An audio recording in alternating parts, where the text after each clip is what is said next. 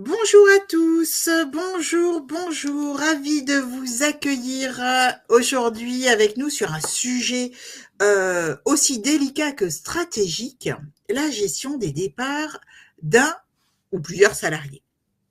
Et surtout, comment optimiser la négociation finalement en amont du départ d'un salarié. Alors nous le savons, en règle générale tous, une entrée réussie, c'est essentiel, mais une sortie bien maîtrisée, eh ben, c'est tout aussi crucial. Et c'est pas Rachel qui m'accompagne aujourd'hui pour animer ce webinaire qui va me contredire. Aujourd'hui, il faut avoir conscience qu'une rupture conventionnelle sur 3 donne lieu à un contentieux d'après la DARES. Moi, je trouve ça énorme. Et derrière chaque départ mal géré, ben, il y a souvent des tensions internes, des coûts juridiques, une perte de confiance, un impact direct sur le climat social et plein d'impacts indirects sur une multiplicité de choses.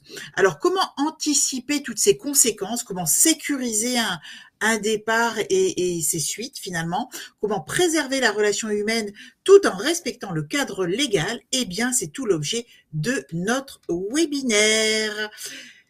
Et donc, comme je vous le disais, je suis accompagnée de la brillante Rachel Nizet, qui est partenaire de Plume Biz et avec laquelle j'ai vraiment le plaisir d'animer aujourd'hui ce webinaire. Rachel, peux-tu te présenter, s'il te plaît? Oui, merci Corinne. Bonjour à tous. Alors donc, avocate au barreau de Paris, spécialisée, enfin je ne fais que du droit du travail j'ai la chance. Avant de devenir avocate, j'ai été pendant 8 années responsable ressources humaines, adjointe DRH dans différents secteurs d'activité, ce qui m'a permis d'être à la place de mes clients d'aujourd'hui, donc aussi bien des chefs d'entreprise, des DRH qu'aussi des salariés. Et en parallèle de ça, j'anime également des formations depuis plus de 15 ans. Voilà, toujours sur ce sujet très intéressant et très vivant du droit du travail. Et je crois qu'aujourd'hui, d'ailleurs, tu es aussi en formation sur ce Exactement, c'est ça. On est toujours sur le même sujet, donc c'est bien. C'est cohérent, c'est cohérent. Alors pourquoi Plume Biz? Donc moi je suis Corinne Dieminche, je suis la fondatrice du cabinet de conseil RH et RSE Plume Biz. Pourquoi on s'intéresse à ce sujet? Eh bien parce que notre ambition, c'est de repenser le monde du travail, ou tout au moins de contribuer à repenser le monde du travail en faisant correspondre les besoins et les contraintes des dirigeants avec les attentes et aussi les besoins finalement des employés. Et donc nous accompagnons nos clients pour améliorer finalement la productivité et la fidélisation de leurs collaborateurs à travers l'engagement des collaborateurs en créant un univers qui soit un univers professionnel évidemment, qui soit plus équitable, plus épanouissant pour tous, j'insiste le pour tous, et surtout respectueux de chacun. Et donc ce sujet aujourd'hui est vraiment primordial dans ce respectueux de chacun. Nos clients, eh bien, ce sont des PME de 15, donc des petites PME jusqu'à à peu près 300 personnes, tout secteur d'activité confondu. Nous sommes basés à Paris, nous couvrons toute la région Île-de-France essentiellement. Nous avons également des clients, je pense à un client à Tourcoing, à Bordeaux, enfin bref. Nous sommes également organismes de formation certifiés Calliope, donc dès que nos clients nous demandent une formation, nous pouvons leur faire bénéficier finalement des financements via leur OPCO. Et depuis le début d'année, je suis également consultante pour BPI France. Alors, avant de démarrer, je vais vous demander de nous noter dans le chat quelques informations pour mieux vous répondre, pour être plus pertinent en fait avec vos attentes. Pourquoi est-ce que vous nous rejoignez ce midi? Qu'est-ce que vous attendez de nous? Quels sont les angles que vous aimeriez finalement que l'on aborde? Et puis, quel est votre métier? Est-ce que vous êtes RH? Est-ce que vous êtes plutôt juriste? Est-ce que vous êtes plutôt curieux? Vous êtes tous les bienvenus, mais comment nous pouvons répondre le mieux possible à vos questions. Donc, je vous demande de nous répondre dans le chat. Et j'en profite pour vous dire que vous avez un bouton Call to Action. Si vous souhaitez planifier un rendez-vous avec nous, eh bien, n'hésitez pas à activer ce bouton. Et le temps que vous notiez dans le chat, si vous le souhaitez évidemment, donc les raisons pour lesquelles vous nous rejoignez aujourd'hui, eh bien, je vais vous partager un petit sondage. D'après vous, combien de salariés envisagent de démissionner cette année? Alors, j'ouvre le sondage, vous avez plusieurs choix. 16%, non, qu'est-ce que je vous ai mis? C'est en train de faire. Non, je vais pas vous donner les résultats, ce serait bête en fait. Hein. Donc, je vais pas vous répondre. Donc, combien de salariés d'après vous? À vous de choisir donc. Donc, j'attends un tout petit peu, mais pas trop longtemps parce que c'est pas très compliqué quand même. Et donc ici, eh bien, alors, écoutez, je ferme les votes. Bravo, c'est en effet 36%. 36% des collaborateurs annoncent qu'ils potentiellement démissionneront au courant de l'année et nous verrons plus tard leur motivation. Rachel, je te laisse avancer. Merci Corinne. Alors, les différents types de modes de rupture de contrat de travail. Corinne nous a parlé de démission, rupture à l'initiative du salarié. C'est vrai qu'en pratique, souvent les salariés ont tendance à penser que la démission n'existe plus et vous demandent à la place une rupture conventionnelle, tout simplement parce qu'ils veulent bénéficier de l'assurance chômage. La rupture conventionnelle, c'est une rupture à l'amiable d'un commun accord qui n'est ouverte que pour le CDI, comme vous le savez. En revanche, la rupture conventionnelle, il faut le savoir, n'empêche pas un salarié de saisir le conseil de prud'homme pendant un délai de 12 mois. Tout simplement, il pourrait dire qu'on lui a forcé la main pour signer une rupture conventionnelle. Hein, donc, ce sont des questions des vices de forme. Et puis, ce qu'il faut savoir aussi, c'est que la rupture conventionnelle, ça fonctionne bien. Et donc, maintenant, depuis maintenant 2 ans, on a le forfait social qui est passé à 30%. Ça veut dire que vous, employeur, vous allez payer un forfait social de 30% sous la part de l'indemnité conventionnelle qui a bénéficié d'une exonération de charges sociales. C'est-à-dire, c'est 30% au maximum de 2 fois le plafond à l'annuel de la sécurité sociale. C'est-à-dire 30%, ça représente au maximum 28 260 €, ce qui n'est pas négligeable. Voilà. Sachant que la rupture conventionnelle, vous allez aussi verser l'équivalent de l'indemnité de licenciement aux salariés. Donc, plus le salarié a de l'ancienneté, plus le salarié est élevé, et plus ce qu'il percevra la rupture de son contrat de travail aura un coût pour vous, employeur, sans aucune certitude qu'il n'ira pas saisir le conseil de prud'homme. Parce que derrière une rupture conventionnelle, la transaction, ce qu'on appelle un protocole transactionnel, mais la transaction est interdite, elle est nulle. D'accord ? Sauf dans des cas bien spécifiques par rapport à l'exécution du contrat de travail, mais là, je vous conseille vraiment de passer par un avocat pour la rédaction et sécuriser le process. Autre possibilité de mettre fin à un contrat de travail, à l'initiative de l'employeur, le licenciement pour motif personnel, disciplinaire ou non disciplinaire, une procédure à respecter avec des délais très stricts et surtout une cause réelle et sérieuse. C'est-à-dire, autrement dit, un motif de licenciement recevable juridiquement, c'est-à-dire objectif, inhérent à la personne du salarié. Voilà. Et effectivement, derrière, le salarié peut contester devant le conseil de prud'homme un dossier qui est quand même bien préparé en amont avec des éléments de preuve. Ça permet effectivement d'assurer une défense de l'employeur et donc minimiser la condamnation devant le conseil de prud'homme, voire débouter complètement le salarié de l'ensemble de ses demandes.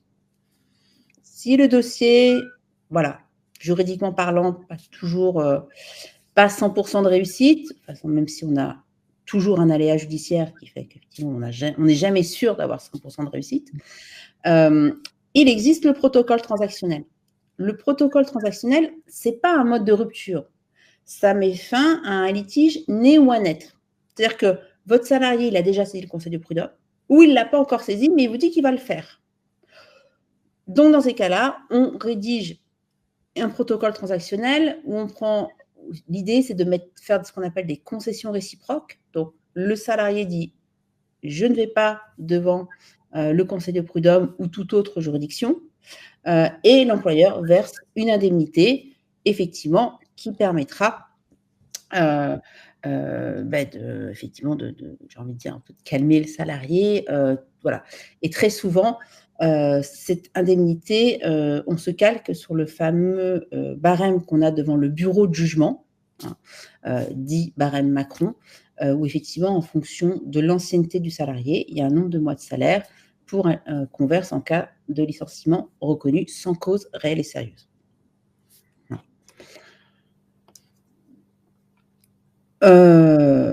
Bien évidemment, quand on veut négocier le départ quand on parle de négocier le départ d'un salarié, là, je vous ai présenté juridiquement le process, on a licencié, derrière on transige ou on ne transige pas, parce qu'on évalue les risques, aussi le rôle des RH d'évaluer le risque en cas de contentieux. Après, concrètement, dans la vie au quotidien d'un chef d'entreprise, des RH ou tout simplement d'un manager, il y a des équipes à gérer, il y a des collaborateurs. Et puis, on peut se rendre compte qu'effectivement, il y a des collaborateurs qui ne sont plus très engagés. Voilà, on sent bien que la motivation, elle n'est plus là, que les résultats, c'est pas ça. Mais bon, mais en même temps, il n'y a pas de motif juridique. Ou alors, changement de direction, ou l'entreprise qui évolue, qui se réorganise, pas au sens économique du terme, mais d'un point de vue stratégique. Et là, souvent, le juridique n'est pas toujours très en phase. Voilà. Et il faut trouver des solutions avec des collaborateurs qui, même eux, souhaitent finalement un peu quitter l'entreprise. Enfin, voilà, on sent bien que voilà, ils ne s'y retrouvent plus, ils ne sont plus épanouis en termes d'évolution de carrière. Voilà, c'est un petit peu bloqué. Donc, effectivement, pour éviter que la situation s'enlise et que ça tourne mal, entre guillemets, on peut se mettre tout simplement autour d'une table et discuter. Voilà. Et c'est ce qui fait après qu'on va appeler ce qu'on appelle un départ négocié. Alors, ce que font beaucoup d'entreprises, c'est la rupture conventionnelle. Et comme je vous l'ai expliqué, la rupture conventionnelle, voilà, ça n'empêche pas le salarié de saisir le conseil de prud'homme. Maintenant, ce qui a aussi l'habitude de se faire, c'est qu'effectivement, licenciement du salarié, plus derrière, signature d'un protocole transactionnel. Mais en fait, on l'a, entre guillemets, ce protocole transactionnel, on l'a déjà anticipé. D'accord ? On sait qu'effectivement, on va transiger, on fait ça en bonne intelligence, on discute autour d'une table, et effectivement, ça permet de mettre fin, d'éviter qu'un litige se crée et tout le monde se quitte, j'ai envie de dire, dans le bon terme et continue son parcours de carrière pour le salarié, où voilà, ça sera aussi pour lui l'opportunité de rebondir sur autre chose.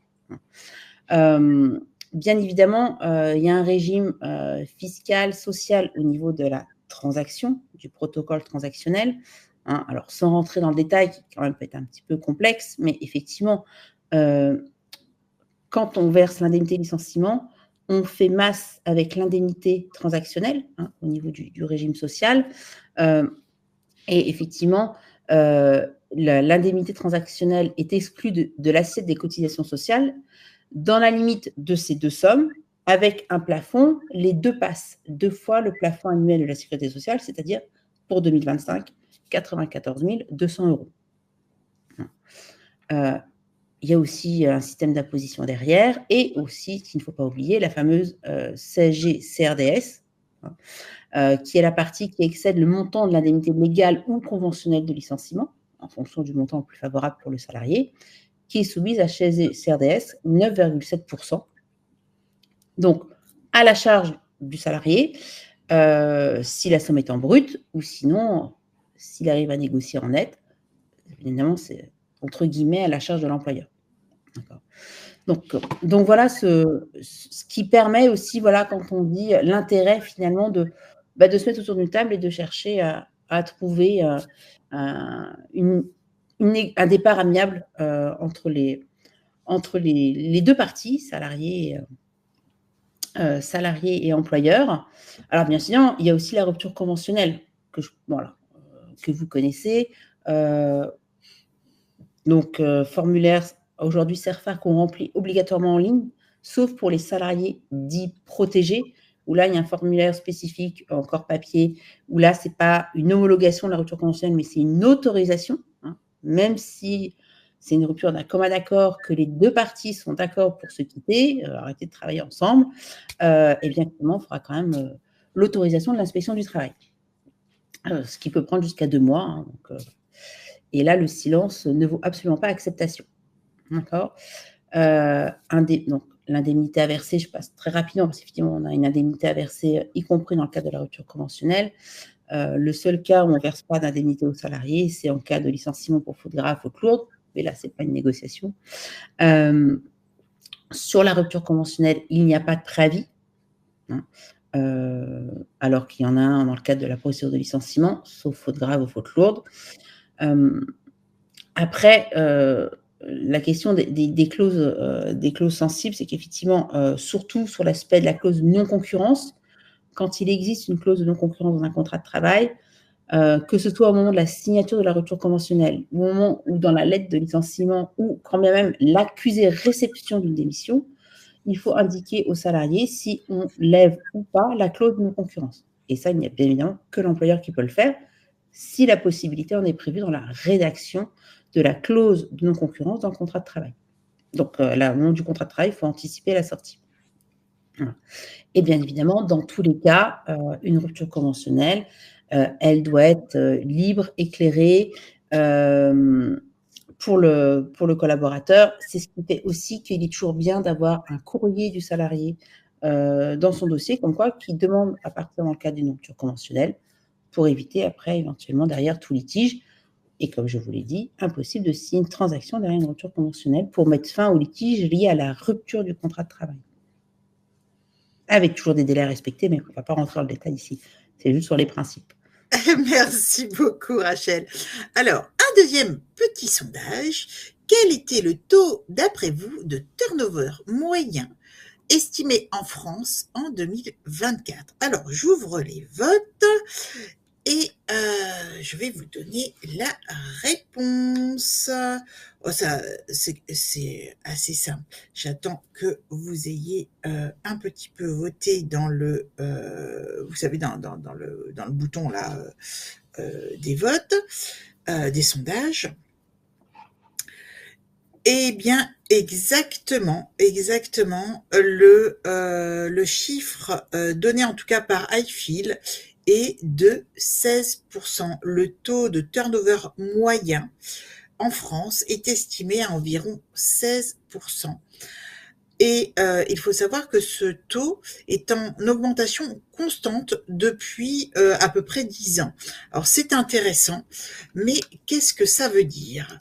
Eh bien, déjà, ce taux est très variable en fonction de la taille des structures et des secteurs d'activité.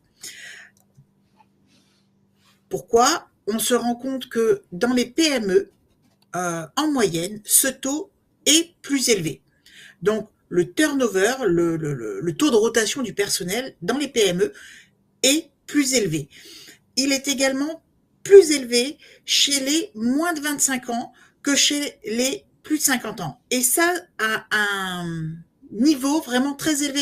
On tourne quand même autour de 39% chez les moins de 25 ans, ce qui peut être logique finalement. Hein, on a envie de découvrir d'autres choses, d'autres expériences. Mais par contre, chez les plus de 50 ans, ce taux tombe à moins de 7%.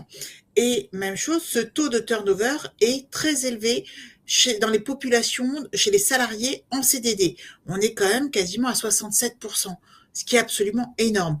Mais comme je vous le disais, dans les ESN, hein, les sociétés des services numériques, ce taux est également, la plupart du temps, très très élevé. Moi, j'ai travaillé, j'étais DRH dans une société internationale dans le paiement et à l'international, si on faisait en fait une moyenne globale dans tous les pays, on tournait autour de 45% de taux de turnover. Alors, ça engage beaucoup de choses, hein, beaucoup de réflexions, notamment le coût de ces départs et du remplacement des talents qui s'en vont. Le turnover, ça a un coût assez phénoménal pour les structures. Concernant les ruptures conventionnelles dont vous a parlé tout à l'heure Rachel, le nombre de ruptures conventionnelles en France n'arrête pas de poursuivre en fait son évolution et de grimper. Il est en hausse de 3,2%. Il était en hausse de 3,2% en 2024 par rapport à 2023. Donc ça monte gentiment. Et du côté des démissions, en fin d'année dernière, on a pu voir une baisse de 4%. Donc c'est pas sur la slide, mais je trouvais intéressant aussi de partager avec vous cette information. Le taux des démissions en fin d'année dernière avait affiché une baisse de 4% d'après la DARES. Bon, on était quand même autour alors j'ai noté les chiffres, 439 600 démissions de CDI uniquement au 4e trimestre 2024. C'est quand même énorme, hein, mais bon, en baisse quand même de 4%. Et selon un sondage de janvier 2025, donc beaucoup plus récent, 36% des salariés, comme je vous le disais tout à l'heure hein, dans le sondage, envisagent de démissionner cette année de leur poste. Alors pourquoi ces démissions? Pourquoi les salariés envisagent moi, pardon, j'ai été trop vite. Hop. Pourquoi les salariés envisagent 36%, moi je trouve ça énorme. Enfin bon, je sais pas ce que vous en pensez. Eh bien, en priorité, parce que à cause de l'environnement de travail. Si l'environnement de travail devient ou est toxique ou peu épanouissant, il y a quand même 24% des salariés qui disent moi, je démissionne. Deuxième motivation, la possibilité d'évolution trop restreinte. Si je ne peux pas évoluer dans ma structure, je démissionne. En troisième position, le travail ne correspond plus à mes aspirations. Eh bien, dans ce cas-là, je démissionne. Donc, mais ce sont quand même des chiffres 18, 22, 24% qui sont forts, qui sont pas anodins. Donc moi, en tant que consultante RH, ce que je vais travailler quand je suis sollicitée par une entreprise, ce sont notamment ces trois aspects pour finalement un peu juguler ces possibilités de démission de départ pour réduire finalement ou en tout cas mieux maîtriser les coûts. Et ce qui m'intéressait aussi à partager avec vous, ce sont les pratiques d'onboarding. En fait, il est à noter que seuls 4,4% des employeurs utilisent les questionnaires d'entretien ou des questionnaires d'entretien lors d'un départ. Et 8,2% font appel à plus d'un seul intervenant pour ces entretiens. Par exemple, on fait un entretien de départ, en pratique relativement nouvelle dans les entreprises. Donc déjà, pour celles qui font des entretiens, c'est super, mais c'est souvent avec la RH ou uniquement avec le manager. En fait, vous avez d'autres types d'intervenants qui peuvent être aussi sollicités pour cet entretien. Ça peut être d'autres collaborateurs, ça peut être des membres du CSE, des élus. L'idée, en fait, c'est de prendre un maximum de points de vue et de perspectives pour comprendre pourquoi les collaborateurs s'en vont et pour mieux maîtriser finalement ce possible flux de départ. Et les questionnaires d'entretien de départ, ça va vous permettre aussi de mieux tracer les départs. Donc, j'en arrive à une approche concrète, l'approche RH. Donc, déjà, il nous faut préserver la relation et l'image de la structure pour ne pas entraîner derrière tout un tas de catastrophes que l'on va voir. Alors, concrètement, on parle souvent du départ d'un salarié comme d'une procédure à suivre. Un accord à signer, un dossier à clôturer, un prud'homme à éviter, et ce qui est tout à fait normal. Mais au fond, un départ, c'est avant tout une aventure humaine, un moment humain. Et c'est là que l'approche RH prend tout son sens. Ce que vit le salarié au moment de son départ, il ne l'oubliera jamais. Il s'en souviendra comme d'un moment révélateur de votre culture d'entreprise. A-t-il été écouté, respecté, valorisé jusqu'au bout?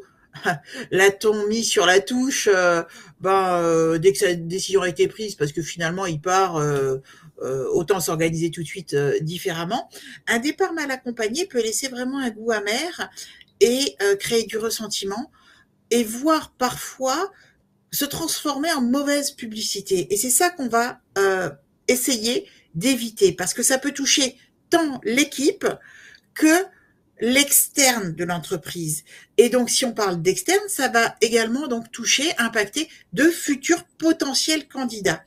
À l'inverse, un départ bien géré peut renforcer et doit renforcer la marque employeur.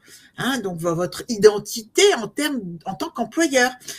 Il doit montrer que l'humain compte dans votre structure, même et surtout que le moment de se séparer est un moment clé dans la vie de l'employé. L'équipe RH a donc un rôle absolument clé à jouer lors de ce process, au-delà de faire le CERFA, faire tout ce qui va bien pour gérer en fait le côté administratif, le solde de tout compte et compagnie. L'équipe RH doit être présente, disponible, à l'écoute. Elle doit accompagner avec justesse, sans forcer. Elle doit aider le manager, on verra pourquoi, à garder une posture équilibrée et juste. Et surtout, elle doit penser à ceux qui restent. Car la manière dont vous gérez un départ dit beaucoup de la manière dont vous traitez l'ensemble de vos collaborateurs. Et même quand ils ne sont plus productifs, entre guillemets productifs, c'est-à-dire quand ils sont sur le départ, ils sont forcément moins dans cet objectif de performance. Donc, en résumé, un bon départ, c'est aussi un message clair de respect, de cohérence et de maturité RH. Garder l'engagement jusqu'au bout, c'est souvent quelque chose qui est négligé. En tout cas, en ce qui me concerne, c'est quelque chose que j'ai en tant que DRH ou RH dans des entreprises, c'est ce que j'ai toujours essayé de faire. Et je trouve que c'est vraiment quelque chose de difficile de conserver un niveau d'engagement satisfaisant en tant qu'employeur pour plein de raisons. Alors, quand on parle de départ, on pense souvent à ce qu'il faut faire d'un point de vue juridique, RH, administratif, nous aussi notre sujet clé aujourd'hui, et stratégique. Mais un point fondamental qui est souvent, je vous le dis, souvent négligé, c'est l'engagement du salarié qui part et de celui aussi de ceux qui restent. Comment garder ce niveau d'engagement? Alors, un salarié sur le départ, il peut encore apporter énormément à la structure. Il peut finaliser ses missions proprement, ou pas, et donc là, ça devient problématique. Il peut transmettre ses connaissances, ses compétences, son expertise, ou pas, problème. Il peut former son successeur, ou quelqu'un d'autre, l'équipe, à faire ce qu'il faisait. Si ce salarié était dans une équipe, ou en tout cas dans la structure, c'est bien qu'il avait un rôle, c'est bien qu'il avait une importance, et il ne faut surtout pas le négliger. Au contraire, si on néglige tout ça, eh bien, il peut se désengager, donc son engagement peut se déliter, il peut se désengager totalement, voire il peut même saboter ces dernières semaines si la sortie est mal vécue. Mal vécue, je parle de ressentiment. Donc, les efforts sont à faire pour gommer ou annihiler, en fait, ce risque de sentiment de mal vécu. Et ça se voit, et l'équipe le voit aussi. Donc, tout ce qui va entourer le départ, la manière dont il est traité, reconnu, respecté, c'est un signal fort à ceux qui restent. Parce que même si votre salarié, il n'est pas content, il vit mal eh bien, il faut vous attacher à ceux qui restent ne le vivent pas mal, ne vivent pas mal de manière injuste ou avec des sentiments négatifs ce départ. Un départ bien accompagné se traduit par « Ah, ici, on respecte chacun jusqu'au bout. » En tout cas, on essaye.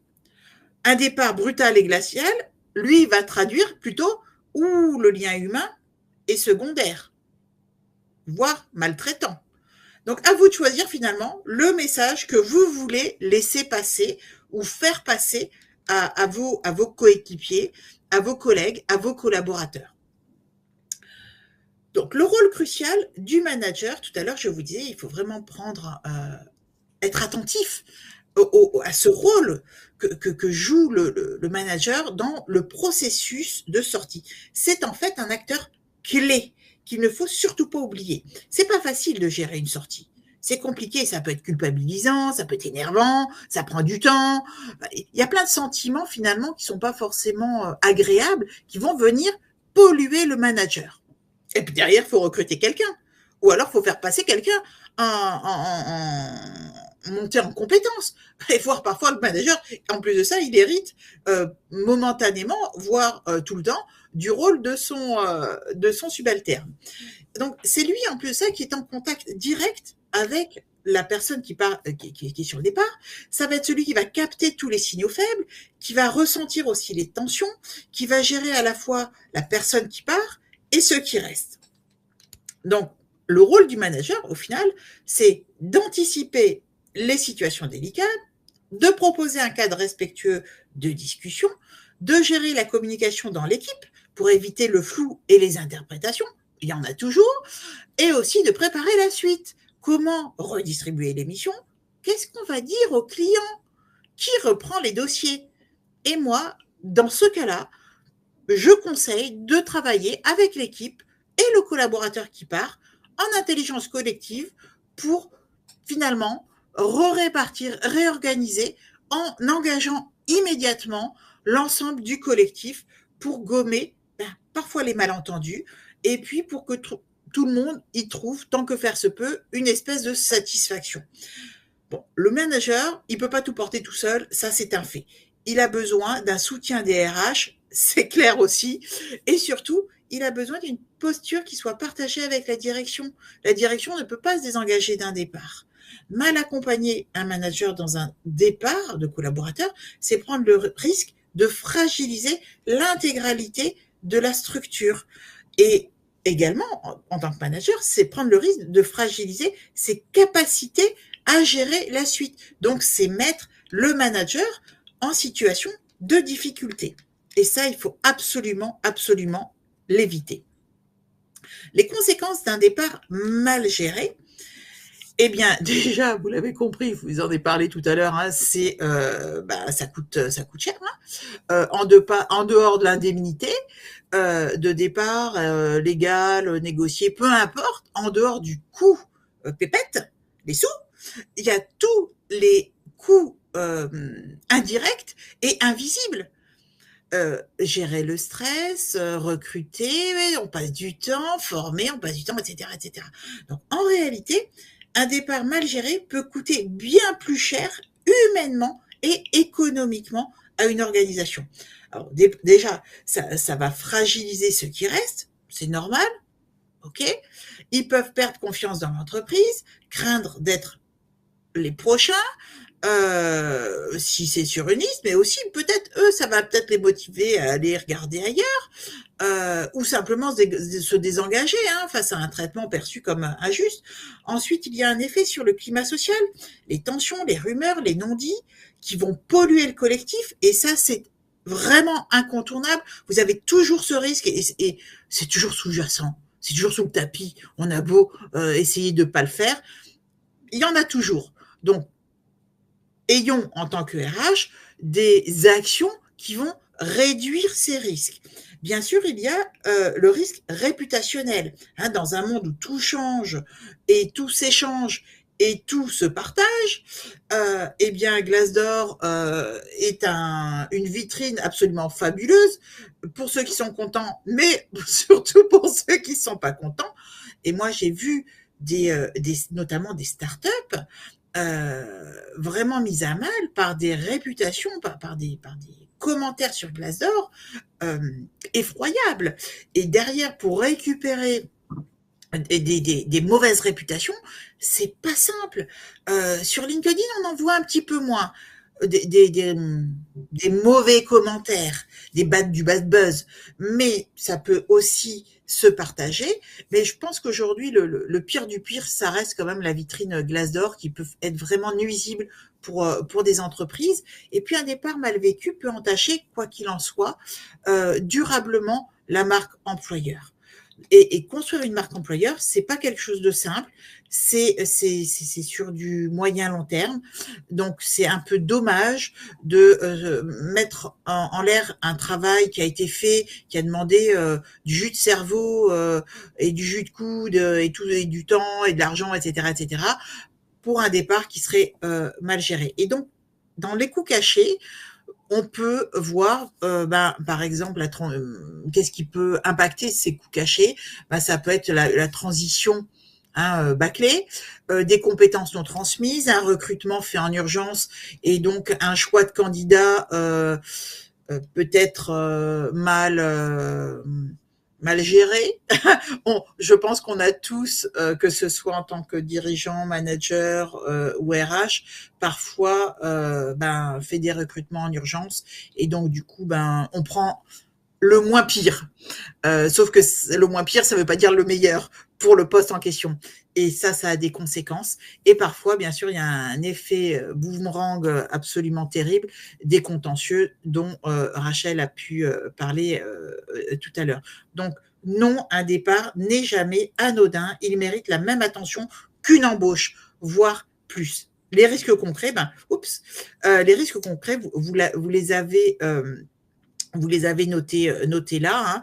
Donc le désengagement des équipes restantes, la dégradation du climat, le bad buzz interne ou externe, l'impact sur la marque employeur dont j'ai parlé, la perte de savoir-faire, d'expertise, hein, non transmis ou mal transmis. Donc un départ raté peut vraiment créer une fracture sociale interne et ça, aucun CERFA ne réparera les dégâts qui auront été causés. Rachel, je te repasse la parole. Bon, alors effectivement, pour compléter ce que tu as très bien expliqué, Corinne, un départ, ça se prépare. C'est ce que je vous ai dit, effectivement. Il y a le licenciement, c'est une chose, mais il y a aussi un départ qu'on veut organiser avec un collaborateur parce que, voilà, on n'arrive plus à travailler ensemble pour différentes raisons. Et effectivement, c'est des échanges, ça se prépare, ça se formalise. Plus on le prépare en amont, mieux c'est. On peut même faire appel à un médiateur si besoin sur certains sujets. Voilà, et après, ça va au-delà de la formalisation. Alors, rupture conventionnelle ou licenciement avec protocole transactionnel, voilà, qu'on peut mettre en place. Et aussi, j'en ai pas encore parlé, mais ça a aussi son intérêt. On peut aussi très bien faire homologuer ce protocole transactionnel dans le cadre d'un bureau de conciliation et d'orientation devant le Conseil de prud'homme, qui a aussi un barème spécifique plus avantageux que le barème du bureau de jugement pour le salarié, mais aussi pour l'entreprise. Donc, ce qui permet effectivement aussi d'accompagner le départ, d'éviter que ça traîne dans des longueurs, voilà, parce qu'effectivement, en plus, quand on est sur Paris ou des grandes agglomérations, les délais de procédure sont très, très longs. Conseil de prud'homme, cour d'appel derrière, on est sur plusieurs années. Voilà. Donc, effectivement, et c'est le message aussi du collaborateur, aussi par rapport aux équipes qui restent et par rapport aussi à l'image qu'il y aura aussi dans son réseau par rapport à l'expérience qu'il aura eue dans votre entreprise. Peut-être qu'on peut avancer sur le slide. Oui, j'ai cliqué, mais il y a un petit temps de… Voilà. Alors, non, parce que je vois le temps qui court. Je n'ai pas cliqué assez vite. Ben, c'est parfait, quand même. On commence à avoir l'habitude. Alors, tu travailles toutes les deux, donc c'est bon. Alors, à la question, un salarié qui refuse la rupture conventionnelle, que faire? J'ai envie de vous dire, c'est une rupture d'un commun accord. Donc, concrètement, il a refusé, c'est son droit. Après, à part échanger, discuter avec lui, il n'y a pas grand-chose d'autre à faire. Surtout, ne pas le menacer d'un licenciement pour faute grave pour qu'il accepte la rupture conventionnelle. Voilà, c'est le conseil que je peux vous donner, c'est qu'il n'y a pas de menace. On discute, on se met autour d'une table, il accepte très bien, il n'accepte pas. eh bien, à ce moment-là, lui aussi, il faudra qu'il occupe son poste dans l'entreprise parce qu'effectivement, il va continuer de travailler dans l'entreprise. La clause de non-concurrence, on ne l'intègre pas dans l'accord transactionnel. La clause de non-concurrence, elle est dans le contrat de travail que très souvent, donc, on signe à l'embauche et qui va s'appliquer une fois que le contrat de travail sera rompu. Et d'ailleurs, si le préavis est non exécuté, enfin, payé et non exécuté, la clause de non-concurrence s'applique.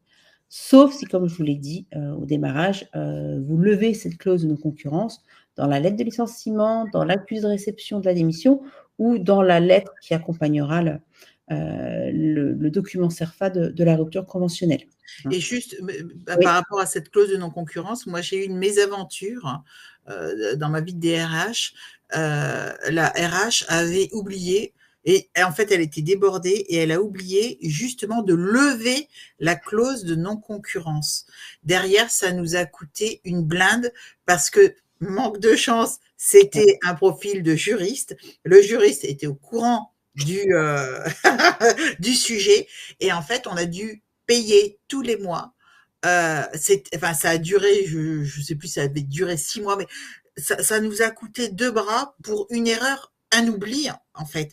Et moi, j'ai pas du tout regardé, surveillé. Enfin, je veux dire, c'était pas mon job. Et puis voilà, et chacun faisait son truc. Et puis elle était débordée, et on s'en est vraiment mordu les doigts. Donc, faut vraiment faire super gaffe à lever ces clauses de non-concurrence, quoi. Oui, parce que finalement, la clause de concurrence, il y a ce qu'on appelle une contrepartie financière à verser au salarié, vu qu'on lui restreint sa liberté d'exercer son activité professionnelle, ou voire d'entreprendre, parce que c'est pour une activité salariée, mais aussi pour de la création d'entreprise. Et donc, ça se paye concrètement. Et effectivement, c'est tous les mois. Donc, en moyenne, c'est 30% du salaire mensuel. Ça a un coût. Et si on la lève pas, c'est considéré comme vous la faites agir. Elle s'applique. Donc, concrètement, il faut verser tous les mois l'indemnité aux salariés. Voilà. Donc, il faut être vigilant sur ce point-là. Et surtout, être vigilant aussi dans la rédaction au niveau du contrat de travail pour en prévoir la possibilité. Parce que si la possibilité n'était pas prévue, on ne peut rien faire.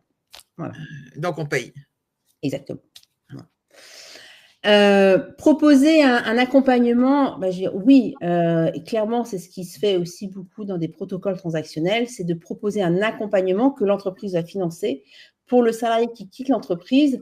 Alors, un coaching, un reclassement, financement d'une formation, voilà, il souhaite reprendre ses études ou faire une validation des acquis de l'expérience. Enfin, voilà, quelque chose qui va l'aider à rebondir, j'ai envie de dire, dans sa nouvelle vie professionnelle.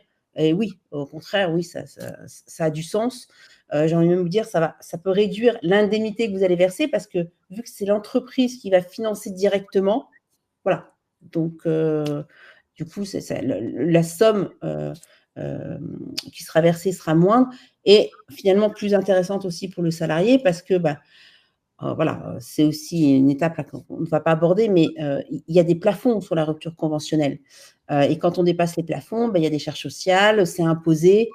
Donc, voilà, plutôt que d'avoir une très belle et grosse somme, peut-être qu'il faut avoir une somme moindre et à côté, financer justement une formation, un accompagnement, parce que même si on a envie, c'est toujours bien d'être, enfin, il faut mieux être accompagné pour se présenter, voilà, à nouveaux entretiens, un accompagnement quand on souhaite se repositionner, enfin voilà. Là où le placement, comme on peut l'appeler, ou un coaching, enfin, voilà, c'est différents termes, voilà, mais qui sont très bénéfiques pour justement le salarié qui part.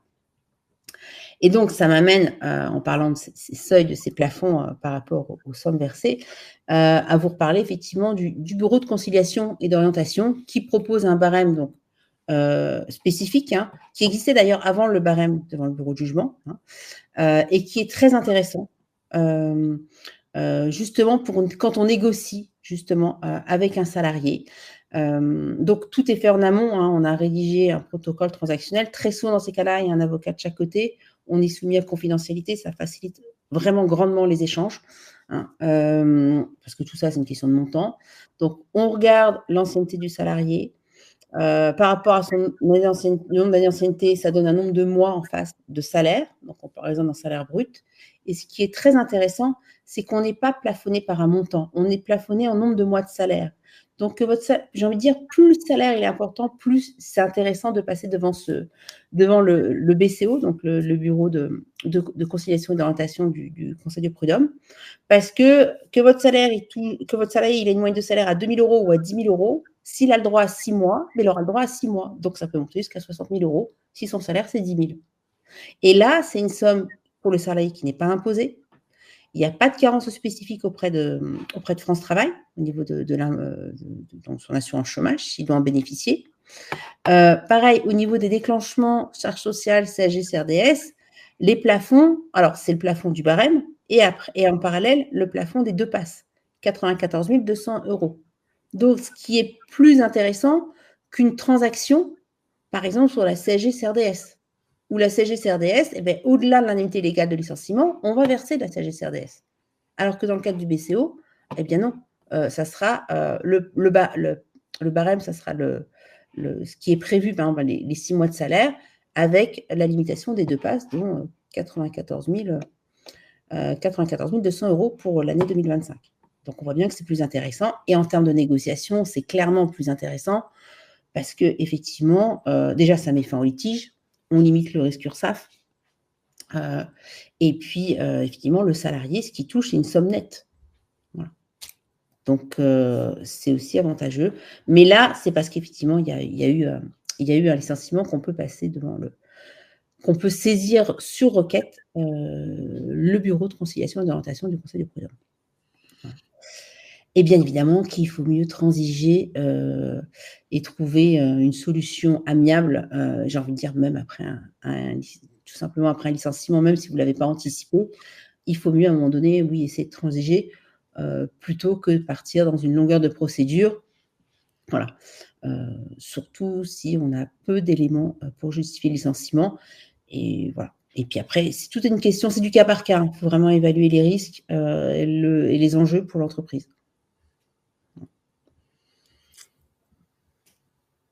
Donc voilà, Corinne. Voilà. Donc en pratique, je pense qu'on vous a donné un maximum d'informations finalement, de pistes de réflexion, d'alerte aussi, d'attention, de points d'attention. Je n'ai pas vu de questions dans le chat au fil du webinaire. Notre webinaire se termine, donc on va passer aux questions-réponses. J'espère déjà que nous avons répondu à vos attentes sur ce sujet hautement pointu et stratégique quand même. D'ailleurs, c'est pas quand même, c'est hautement stratégique, point. Oui, c'est pour ça que c'est vraiment important de le préparer en amont. Quand un employeur cherche à se séparer d'un collaborateur, et j'ai envie de dire, peu importe l'effectif de l'entreprise, c'est mieux en amont, effectivement, d'interroger son conseil, et en particulier un avocat, pour effectivement, par rapport aux éléments, qu'est-ce qu'on a dans le dossier, le pourquoi on veut se séparer du salarié, et d'envisager effectivement les différentes possibilités, évaluer le coût, évaluer le risque, parce que dans ce cas-là, on parle d'un risque. Voilà, il faut mieux le faire en amont qu'après, où après, il y a un côté pompier, on fait ce qu'on peut, mais bon. Voilà. Oui, c'est jamais bon de subir de toute façon. Oui, ça coûte moins cher de réfléchir en amont qu'après. Ouais. En tout cas, merci à nos participants. Merci beaucoup à toi, Rachel. Avec grand plaisir.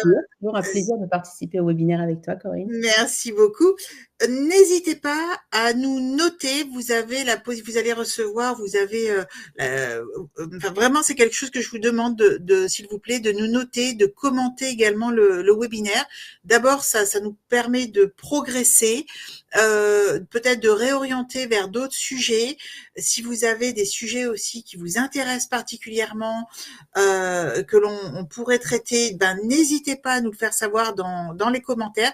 Cette partie notation est vraiment quelque chose d'important pour nous, et donc c'est vraiment, ça nous engage dans phase d'amélioration continue. Donc, je vous le dis, c'est vraiment important. Vous avez plusieurs boutons de call to action, notamment un pour télécharger une fiche mémo, les 10 étapes pour réussir une négociation de départ. Donc, n'hésitez pas à télécharger cette fiche mémo à garder précieusement sous votre coude et pas sous vos piles de documents, même si on est beaucoup dans la démat. Et de plus en plus, vous avez également dans cette fiche les coordonnées de Rachel et les miennes si vous souhaitez nous questionner. Voilà. Quoi d'autre? Je vous mets dans le chat nos liens LinkedIn. Hop. Qui s'affiche là. Donc, si vous souhaitez, c'est avec grand plaisir que nous échangerons avec vous sur LinkedIn. N'hésitez pas, en tout cas, à vous connecter, à nous connecter. Nous n'avons pas forcément vos coordonnées, donc on ne peut pas le faire de manière proactive. Nos prochains webinaires, donc le prochain aura lieu le 8 juillet sur l'engagement des collaborateurs et le rôle clé de la communication interne. Et nous reprenons notre cycle à partir de fin août. Vous avez un bouton pour vous inscrire également directement dans votre interface. Et avez-vous des questions? N'hésitez pas en tout cas à poser vos questions. Si vous avez des questions, quelles qu'elles soient, nous sommes à votre disposition pour vous répondre. Voilà. Alors, j'en vois pas. Hop, on va attendre un petit peu. Si vous avez besoin, évidemment, je sais que Rachel enchaîne, reprend sa formation Oui, dans le panier, je suis pas dès l'issue du webinaire. Mais nous avons un petit peu de temps pour vous répondre. Je vois pas du tout de questions. Peut-être qu'on a été super clair en fait, hein, Rachel. Oui, je pense que c'est ça. J'ai envie de dire, c'est tellement spécifique parce qu'on donne des grands principes, mais après, c'est vraiment du cas par cas. C'est vraiment ça qu'il faut vraiment. On ne peut pas faire une généralisation de tous les cas. On peut parler de. Voilà, parce qu'il y a des risques à chaque fois qui sont liés par rapport à l'ancienneté du salarié, son âge, sa fonction, voilà. Et puis le pourquoi, qu'est-ce qui fait qu'on veut se séparer de lui, enfin, à un moment donné, voilà. Donc, c'est ça aussi. Et puis, c'est pareil, quand un salarié, quelque part, force l'employeur à vouloir se séparer de lui, non, il y a aussi des dispositifs. On n'est pas obligé d'accepter ce que nous demande le salarié. Voilà. Tout ça pour bénéficier de l'assurance chômage. Ouais. Mais il y a des choses en ce moment, enfin moi je le vois sur le terrain, il y a des choses qui se passent en ce moment qui sont qui moi m'interpellent, hein, que ce soit du niveau du côté collaborateur comme côté employeur. Côté collaborateur, je pense à voilà chez un client, il a 2 cas. Une personne qui a donné sa démission et qui 15 jours après envoie un email avec ça de revendication.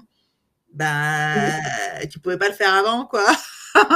Non, mais alors ça, c'est un très bon exemple. Ça, typiquement, d'ailleurs, ce que je leur expliquais ce matin en formation, même quand un collaborateur démissionne, c'est bien d'échanger avec lui. Juridiquement parlant, il n'y a aucune obligation, mais c'est plutôt en termes de management, parce qu'effectivement, si le salarié a démissionné parce qu'il a des choses à reprocher à son employeur, on ne paye pas ses heures supplémentaires, manquement aux obligations de sécurité, des problématiques de harcèlement, de souffrance au travail, enfin voilà, c'est derrière, il a complètement la possibilité de faire ce qu'on appelle une prise d'acte de la rupture.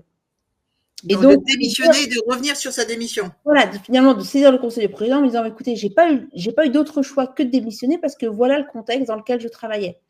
Et donc, il va chercher à faire requalifier sa démission en prise d'acte de la rupture, produisant les effets d'un licenciement sans cause réelle et sérieuse. Donc, ça a le même coût, voire même encore plus pour l'entreprise. Donc, voilà. Donc, quand on reçoit un mail comme ça, de toute façon, je dis toujours, il faut répondre aux salariés. Il ne faut pas laisser sans réponse. Par contre, on fait un mail simple, voilà, juste pour dire, en gros, un accusé réception, voilà, on lui souhaite bonne continuation dans sa future vie professionnelle. Et puis après, ben, j'ai envie de dire, on voit ce qui se passe. Il faut savoir qu'il a quand même 12 mois pour saisir le conseil de prud'homme. Donc, voilà, Ouais, faut donc bien penser. l'employeur, il faut être vraiment vigilant Ouais. et hier, pas plus tard qu'hier, en fait, alors là, autre cas, donc côté employeur, hein, c'est pour donner des exemples, l'employeur me dit, là, c'est la DRH qui me dit, ben, en fait, notre direction a pris la décision de modifier complètement toute la structure de l'organisation RH. Donc l'équipe RH était on la met dans une sacoche, on secoue la sacoche et puis on en fait une autre organisation. Et donc cette nouvelle organisation a été donc définie. Et une fois qu'elle a été définie, ah ben on s'est aperçu que les postes n'étaient plus du tout en phase, les nouveaux postes n'étaient plus du tout en phase avec les anciens postes, ni les titres, ni les fonctions, ni rien. Donc du coup, qu'est-ce qu'ils ont pris comme décision? Eh ben on ouvre les nouveaux postes aux salariés existants, mais aussi à l'externe. Et donc du coup, ils ont transmis en fait le recrutement à un prestataire externe qui a reçu les candidats internes et les candidats externes et que le meilleur gagne. Et, et là, quand il m'a dit ça, j'ai dit mais c'est affreux en termes de stress pour les collaborateurs, engagement ou désengagement. Mais pourquoi est-ce que cette décision a été prise au niveau de la direction? Ben parce qu'en fait, apparemment, c'est un nouveau truc. Ils trouvaient ça vachement bien pour repartir dans une nouvelle performance, remettre de l'énergie, remettre. Mais en attendant, je pense qu'ils en ont pour au moins 1 an de catastrophe en termes de performance, quoi. Oui. Parce qu'il y a plein de gens qui finalement se retrouvent. Ah ben non, t'as postulé là, mais t'es pas compétent, c'est l'autre qui est là. Mais on fait quoi de moi? Ben on te propose tel ou tel poste. Ah ben non, ça va pas. Donc bon bah tant pis, c'est bête, hein. Donc on va se séparer. Alors ouais. J'ai trouvé ça super dur, quoi. Ouais, non, c'est très, non, non. Puis, enfin, même d'un point de vue en termes de mobilité interne, c'est pas du tout la bonne stratégie. Enfin, c'est priorité aux candidatures en interne. Ouais, enfin, j'ai trouvé ça vraiment affreux. Donc ça peut arriver aussi. ça peut, ce genre de mauvaise blague, ça peut aussi arriver, quoi. Bah, écoutez, je vois. Hop. Ah voilà. Quels sont les thèmes à aborder lors de l'entretien de départ? Nous n'en faisons pas. Merci Julie. Est-ce que toi, tu Alors, préconises des choses particulières, alors, Rachel? juridiquement parlant, il n'y a rien de prévu. Maintenant, c'est voilà, alors, si c'est un bon élément, enfin, on lui dire hein, concrètement, hein, il ne s'agit pas de mentir, mais enfin, si c'est un bon élément, enfin, lui rappeler voilà, on comprend sa position, mais qu'on est quand même quelque part déçu qu'il quitte l'entreprise. Et puis, c'est de savoir qu'est-ce qu'il va faire dans le futur. Voilà, vers quoi est-ce qu'il a déjà retrouvé. Enfin, est-ce qu'il monte une structure? Est-ce qu'il quitte la région? Voilà, qu'est-ce qui a motivé son départ après toutes ces années, surtout quand ça se passe bien. Voilà. C'est ça qui est intéressant, c'est de comprendre voilà, qu'est-ce qu'il y a derrière. Là, oui. Voir est-ce que ça va se retourner contre l'employeur et que s'il a démissionné, c'est quelque part parce qu'il s'est senti un peu bousculé. Et si c'est parce qu'il reproche des choses au management.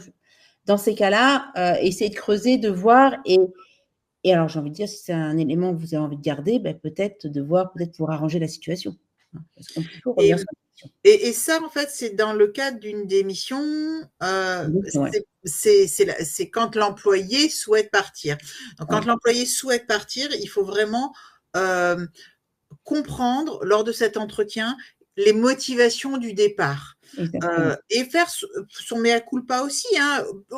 Personne n'est parfait, donc aucune entreprise non plus n'est parfaite vu qu'elle est constituée d'humains en priorité. Donc voilà, comprendre les motivations du départ. Et quand c'est l'entreprise qui est à l'initiative en fait de ce départ, là en fait c'est accompagner. Donc, qu'est-ce qui lui plaisait moins, comment l'entreprise pourrait progresser pour ne plus avoir ce genre de situation à gérer. Parce que si on veut que la personne parte, c'est bien parce qu'il y a une situation qui est préjudiciable pour l'entreprise, ou enfin il y a un truc. Il n'y a pas que ça, parce que dans le cas du licenciement, ça peut être tout simplement parce qu'il est déclaré inapte par le médecin du travail, Ah oui. parce qu'il y a une faute disciplinaire, c'est une faute, et bon là, voilà, ok. Donc voilà, ou de l'insuffisance de résultats.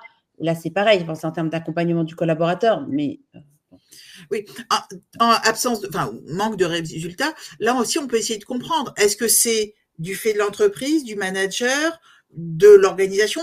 Qu'est-ce qui a fait? Alors, attends, Corinne, si c'est du fait de l'entreprise, dans ces cas-là, mon conseil, c'est on ne licencie pas. On va trouver. Non, je parlais pas de licenciement. Je parle dans l'absolu des sujets. Évidemment, si c'est un licenciement, ça va être. Les questions ne peuvent pas être les mêmes que si c'est pour un départ, je dirais, négocié, amiable, rupture conventionnelle, voilà. Si un licenciement, c'est toujours dans un cadre, je dirais, particulier, où on est plus dans un monde de reproches, en fait. Donc là, c'est sûr que dans ce cas-là, les questions, il faut que vous fassiez très attention aux questions à ne pas aborder. C'est pas forcément un reproche, parce que dans certains cas, ça s'impose. Déclaration d'inaptitude par le médecin du travail. Oui, mais là, tu n'as pas le choix. Voilà, là, tu n'as pas le choix. Voilà. Mais c'est pour ça que chaque cas est particulier. C'est vraiment important. Il faut favoriser le dialogue, et chacun est important. Donc, à chaque fois, il faut faire du cas par cas, et voilà, pour adopter la. Mais globalement, dans les thèmes, pour répondre à Julie, il faut vraiment se mettre dans une posture d'accompagnement. Donc, Absolument. en fonction de la situation, c'est pour ça qu'il n'y a pas une liste de questions. On ne peut pas vous donner une liste de questions à poser. C'est parce que c'est toujours du cas par cas, mais il faut essayer d'accompagner de la meilleure manière que ce soit cette sortie, quelle qu'elle soit. Voilà. Pour pas avoir pour mieux maîtriser les risques, en fait, réputationnels, etc. C'est juste, c'est ça, en fait, hein. Et derrière les coûts que ça peut générer. Parfait. Voilà. Bon. Eh bien, écoutez, je vous souhaite un bon appétit. Merci à tous. J'espère que vraiment sincèrement qu'on a répondu à vos attentes. C'est pas facile sur ce genre de sujet. Je vous souhaite un bel après-midi, une belle fin de semaine, et puis un bon week-end par avance. Allez. Voilà. Merci Corinne. Voilà. À bientôt. Merci à tous. À bientôt. Merci à tous. Au revoir. Au revoir. Au revoir.